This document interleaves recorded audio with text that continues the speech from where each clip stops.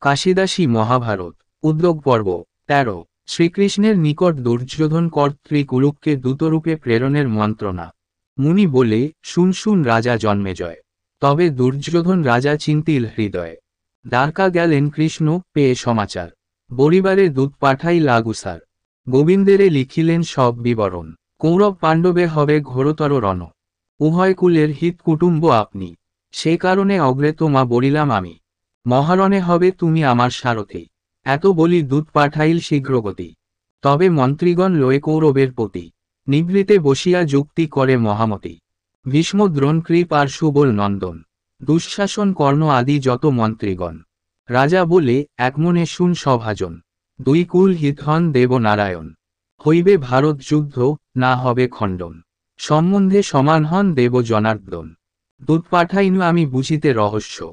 দুই কুল হিত কৃষ্ণ করিবে অবশ্য। সেহেতু বুঝিব আমি কৃষ্ণ বলাবল। পাণ্ডবের প্রিয় কি বা জানিব সকল। মম হিতাহিত কৃষ্ণ করে বা না করে। পাঠাইনু দূত তাহা বুঝিবার তরে। ইহা শুনি কহে ভীষ্ম গঙ্গার নন্দন। না বুঝিয়া দূত পাঠাইলে অকারণ। ত্রিভুবন জ্ঞাত কৃষ্ণ পাণ্ডবের হিত। তোমার সপক্ষ নাহি হবে কদাচিত। কর্ণ বলে, মম চিত্তে না লয় এ কথা। পাণ্ডবের হিত কৃষ্ণ, জানি যে সর্বথা। তোমার অহিত কৃষ্ণ, জানি নিজ মনে। কি বুঝিয়া দূত পাঠাইলে তার স্থানে। যদি বা সপক্ষ তব হয় কদাচন। কপট করিয়া নাসিবেক সর্বজন।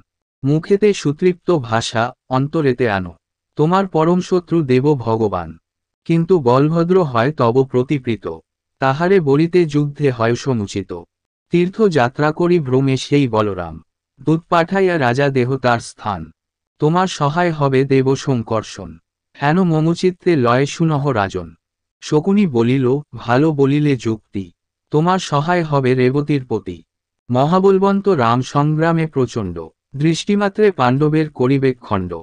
রাজা বলে, যা কহিলে শোকে সারোদ্ধার। মম হিতকারী সেই রোহিণী কুমার। কিন্তু তীর্থযাত্রা হেতু গেলা সংকর্ষণ। গোবিন্দেরে দূত পাঠাইনু সে কারণ। সম্বন্ধে বেহাই হয় দেব জগৎপতি। মনে লয়, মম সঙ্গে করিবেন প্রীতি। দুঃশাসন বলে, মম মনে নাহি লয়। পাণ্ডবের বড় প্রিয় দেবকীতনয়। তোমার সহায় নাহি হবে কদাচন। না বুঝিয়া দূত পাঠাইলে কি কারণ। ইহা শুনি কহিল, শকুনি দুরাশয়। উভয় কুলের হিত দেবকীতনয়। আপনি সহায় যদি না হন তোমার। নারায়ণী সেনা তার আছয় অপার। সেই সৈন্য হয় যদি তোমার সপক্ষ। চিত্তে হেন লয়, জয় হইবে প্রত্যক্ষ। নারায়ণী সেনা তার মহাবলবান। সমরে অজেয় তারা দেবের সমান। সেই সৈন্য হয় যদি তোমার সপক্ষ। চিত্তে হেন লোম জয় হইবে প্রত্যক্ষ। নারায়ণী সেনা তার মহাবলবান। সমরে অজেয় তারা দেবের সমান। সেই সৈন্য দেন যদি দেবকী কুমার। কিবা প্রয়োজন কৃষ্ণে আছয় তোমার। এতেক সহায় হইলে কি করিবে রণে। জগতে বিখ্যাত আছে তার বীরপণে। জরাসন্ধ ভয়ে যান মথুরা তত্ত্বজিয়া।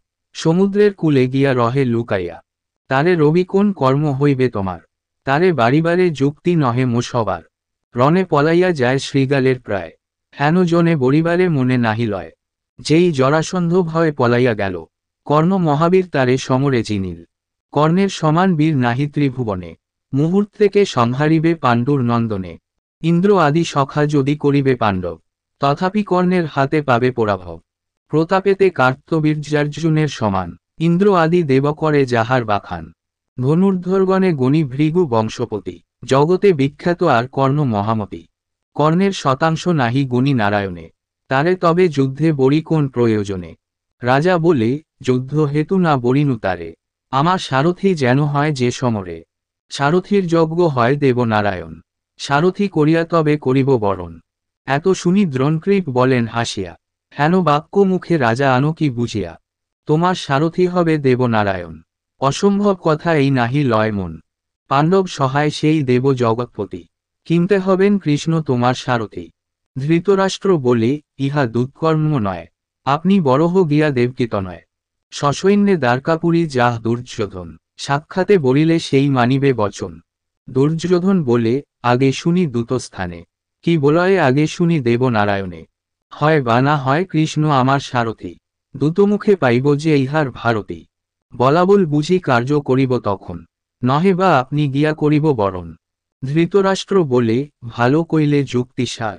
আপনি বরহ গিয়া দেবকী কুমার, যাবৎ না বরে পঞ্চ পাণ্ডুর কুমার, সসৈন্যে দ্বারকা তুমি হও আগুসার, উভয় কুলের হিত দেব জগৎপতি, সম্প্রীতি করিবে কৃষ্ণ বুঝি কার্যগতি। পিতার বচনে ক্রোধে বলে দুর্যোধন, সম্প্রীতি করিতে চাহ কোন প্রয়োজন, জীবন্তে পাণ্ডব সহ নাহি মোর প্রীত, উচিত যে হয় তাহা করহ বিহিত।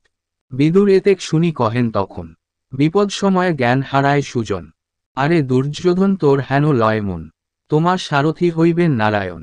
ব্রহ্মা শিব ইন্দ্র আদি দেব যতজন, উদ্দেশ্যে যাহার করে চরণ সেবন, বার বার অবতার হয়ে জগন্নাথ, করিলেন কোটি কোটি অসুর নিপাত। মৎস্য কলেবর ধরি দেব নারায়ণ, দৈত্য মারি করিলেন বেদ উদ্ধারণ, কুর্ম অবতার হয়ে শ্রীমধুসূদন, করিলেন পৃষ্ঠদেশে ধরণী ধারণ।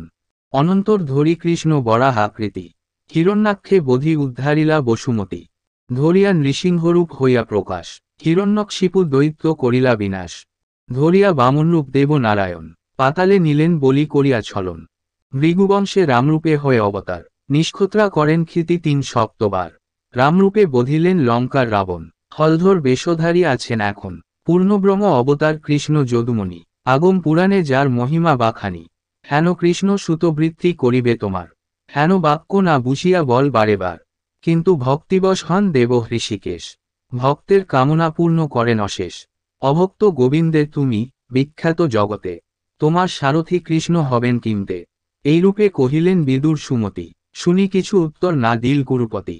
সভা হইতে উঠি রাজা গেল অন্তপুরে, সব কুরুগণ গেল যে যাহার ঘরে।